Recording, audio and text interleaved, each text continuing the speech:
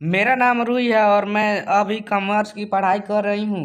स्नातक सेमेस्टर 2 में पढ़ाई करती हूँ। मुझे पैसे की हिसाब किताब तथा गणित से संबंधित विषयों पर बहुत ज़्यादा रिसर्च करती हूँ। साथ ही मैं अपने मनपसंद सब्जेक्ट के रूप में कॉमर्स की पढ़ाई कर रही हूँ। मेरी उम्र अभी 19 साल है और मैं प्रत्येक दिन क्लास करने के लिए कॉलेज जाया करती हूँ। वैसे तो कॉलेज में मेरे बहुत सारे दोस्त हैं, कुछ लड़के भी दोस्त हैं, कुछ लड़कियां भी दोस्त हैं, लेकिन मैं उनसे ज़्यादा दोस्ती नहीं करती हूँ। मेरा स्वभाव ही हूँ कुछ ऐसा है। मैं यह किसान स्वभाव की लड़की हूँ। मुझे कोई भी शोर शराबा पसंद नहीं है। मैं सदा से ही सच बोलती हूँ और सच ही साथ देती हूँ। मैं अपनी प्यार की कहानी इस वीडियो में बयां कर रही हूँ जो मैंने अपने पति के रूप में पाया है। यह कहानी मेरे पहले की है, लेकिन जिसके बारे में यह कहानी लिखी गई है वो अभी मेरे पति बन गए हैं और मेरा जीवन सुखी और बेहतर ढंग से गुजर रहा है। बात उन दिनों का है जब मैं नई नई कॉलेज में आई थी। मेरा नाम रूही है और मैं थोड़ी खूबसूरत भी हूँ और मेरी शरीर थोड़ा सा पतली भी है, जिस कारण से मेरी सहेलियाँ मुझे कहती है कि तुम बहुत पतली हो, देखने में ज़्यादा स्मार्ट हो, तो मैं स्मार्ट पति मिलेगा। एक दिन की बात है, मैं बहुत थकी हुई थी, घर पर आराम कर रहे थे। मैं घर के दूसरी मंजिल पर आराम कर रही थी। सामने के घर में शादियाँ हो रही थी, जिस कारण से उसे घर तथा छत पर बहुत सारे लोग इकट्ठा थे। मैं जब सोकर उठी तो तीसरी मंजिल की छत पर चली गई टहलने के लिए। जब मैं छत पर गई थी तो मैंने अपने सामने के छत पर एक लड़के को टहलते हुए देखा था। वह लड़का काफी देर से मुझे ही टूक टूक की नज़र से देख रहा था और मुझे निहारते हुए। मैंने जब उन्हें देखा तो वह अपना नज़र नीचे कर लिया। फिर जब मैं दूसरी तरफ मुड़ी तो देखा कर और फिर से वह लड़का मेरी तरफ निहारने लगा था। मैं शाम को जब दुकान जा रहा था तो रास्ते उसके घर के बाहर से ही जाती है। तभी मैं देखा कि वह लड़का जिस घर में शादी हो रहा था उसी के बाहर खड़ा था। जब मैं जा रही थी तो मैं नहीं उसे निहारते हुए अपनी तरफ देखते हुए जा रहे थे। एक बार जब मैं उसकी शादी के घर में किसी काम से गई थी तो मुझे वह लड़का छत पर टहलता हुआ मिल गया था। मैंने भी उसे निहारते हुए देख रही थी तो मुझे भी उसके एहसास हुआ। जब मैं उसके निहारते हुए मुझे भी उससे करीब जाने का एहसास हुआ था, लेकिन उस वक्त मुझे वह लड़का कुछ नहीं बोला। शायद इस बात से डर रहा था कि अगर मैं कुछ कहूँगा तो वो लड़की मुझे पलट कर कुछ उल्टा सीधा जवाब ना दे दे। इसी कारण से वह लड़का मुझे कुछ नहीं बोला और मैं बिना बोले ही वहाँ से चली गई। जिस घर में शादी हो रही थी, जब उसके घर में लड़की की पिटाई हो रही थी तो मोहल्ले के सभी लोग उसी घर पर खड़े हुआ था। उसी वक्त मैं भी उसी की विदाई में शामिल होने के लिए बाहर रोड पर खड़ी थी। उसके बाद वह लड़का भी वहाँ आ गया था और मुझे एक लेटर मतलब कि प्रेम पत्र मेरे हाथ में थमा दिया। जब मैंने उस प्रेम पत्र को लेटर दो पढ़ने के लिए खोला तो मैंने उसमें सिर्फ 10 अंकों का मोबाइल नंबर मिला था। मैं एक दो सप्ताह तक उस मोबाइल नंबर को रोज निकाल कर देखती थी, जिस कारण से वह मोबाइल नंबर मुझे याद हो गया था। एक दिन मैं सोची कि चलो आज इस मोबाइल नंबर पर कॉल लगा कर देखते हैं। जब मैं कॉल लगा रहे थे मेरे दिल की धड़कनें तेज हो गई थी, क्योंकि मेरा नंबर उसका था। वह मुझसे बहुत ज़्यादा प्यार किया करता था। वह लड़का मुझे बहुत दिन पहले जान मोबाइल नंबर देकर गया था, लेकिन मैंने अभी तक इस नंबर पे एक बार भी कॉल करने का प्रयास नहीं किया था। रात के 10 बज रहे थे जब मैंने इस नंबर को अपनी मोबाइल में डायल किया था, लेकिन इस नंबर में कॉल करने के बारे में सोचते सोचते मुझे आधा घंटा हो गया।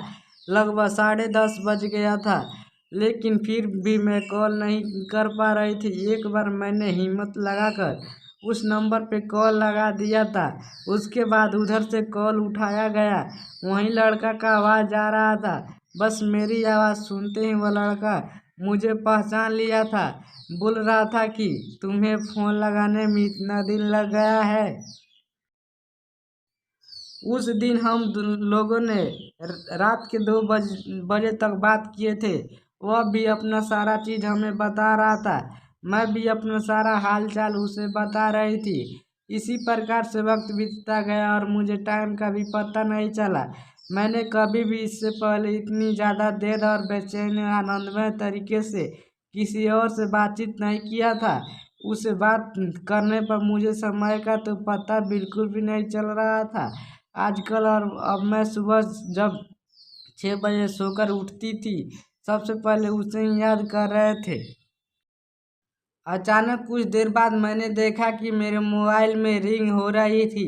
जब मैंने मोबाइल देखा तो मैं बहुत खुश हो गई थी, क्योंकि मेरे मोबाइल नंबर पर उसी का फ़ोन आ रहा था।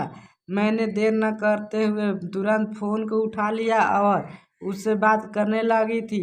धीरे धीरे हम दोनों का बातचीत बहुत ज़्यादा होने लगा था और मैंने धीरे धीरे उससे और भी ज़्यादा बात करने लगे थे। धीरे धीरे अब समय ऐसा आ गया था, फिर मैं उसके बिना एक दिन भी नहीं रह पाते थे।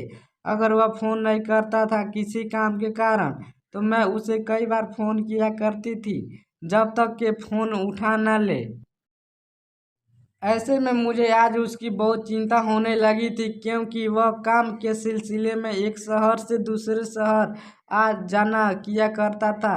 मैं जब भी उसे फ़ोन करती थी, वह सभी ट्रैफिक में तो कभी ऑफिस में रहता था, क्योंकि पहले हम लोग सिर्फ रात में ही बात करते थे। इस कारण से वह फ्री रहता था और मुझसे बात करता था, लेकिन ज़्यादा बातचीत होने के कारण अब हम दोनों के बीच में किसी प्रकार की कोई दूरियां नहीं रह गई थी। मैं सोचती थी कि उसमें मैं हमेशा दिन रात चौबीस 24 घंटे बात करूं, लेकिन ऐसा नहीं हो पा रहा था। जब वह मेरे इस हाल के बारे में जान गया था, तो उन्होंने कहा कि अब लगता है हम लोगों से दूरी बर्दाश्त नहीं हो पाएगी। ऐसा करते हैं हम लोग, आप अपने अपने घर में बोलकर शादी करने के बारे में सोचते हैं, तभी तुम हमेशा मेरे साथ रह सकती है और फिर हम दोनों अपनी ज़िंदगी में आनंदमय और मैं जीवन व्यतीत करेंगे। लड़का अपने घर में बताया और मैं भी अपने घर में बताई। उसके बाद हमारे परिवार के बीच में बातचीत होना शुरू हुआ था। कुछ दिन बीत जाने के बाद दोनों के परिवार वाले एक जगह शामिल हुए और फिर हम दोनों से हमारे माँ बाप पूछे कि क्या तुम्हें यह लड़का पसंद है। जब मेरे माता पिता ने यह सवाल किया तो मैं एक पल भी नहीं रह पाई। मैंने तुरंत ही कह दिया कि हाँ, मुझे वह पसंद है। ऐसे में मुझे काफ़ी ज़्यादा खुशी हो रही थी, क्योंकि मेरी शादी जिससे मैं चाहती थी उससे होने वाले थे। शादी की तारीख मैं बहुत खुश थी और उससे कई कई घंटे रात भर बात किया करते थे। मेरी खुशी का ठिकाना नहीं रहा कि मेरी शादी कब होगी, कब मैं उसके पास चली जाऊंगी। मैं अपनी शादी की पहली रात को लेकर बहुत ज़्यादा एक्साइटमेंट थी, क्योंकि मुझे उसके साथ चिपक कर रहना काफ़ी ज़्यादा अच्छा महसूस हो रहा था। ऐसा मालूम हो रहा था कि मैं जब जाऊंगी उसके पास, तो एक वक्त के लिए भी, एक पल के लिए भी अपने से जुदा नहीं करूंगी। मैंने पहले से यह सोच लिया था कि मैं पहली रात से लेकर जब तक मेरी ज़िंदगी रहेगी, मैं उसके अपने सीने से अलग नहीं होने दूंगा, चाहे मेरी नींद ही क्यों ना लग जाए। नमस्कार दोस्तों, मैं हूं विकास मौर्य और आपको स्वागत है हमारे एक नए वीडियो में। तो गाइस, मैं आप सबको बोलना चाहूँगा, अगर आपको ये हमारी स्टोरी सुनना सुनना तथा देखने को अच्छी लगती है, तो प्लीज़ चैनल को सब्सक्राइब कर लीजिएगा दबाकर, ताकि आपको हमारे ऐसी वीडियो देखने को मिलेगी आगे भी। तो मिलते हैं नेक्स्ट वीडियो में, तब तक के लिए जय हिंद, जय भारत।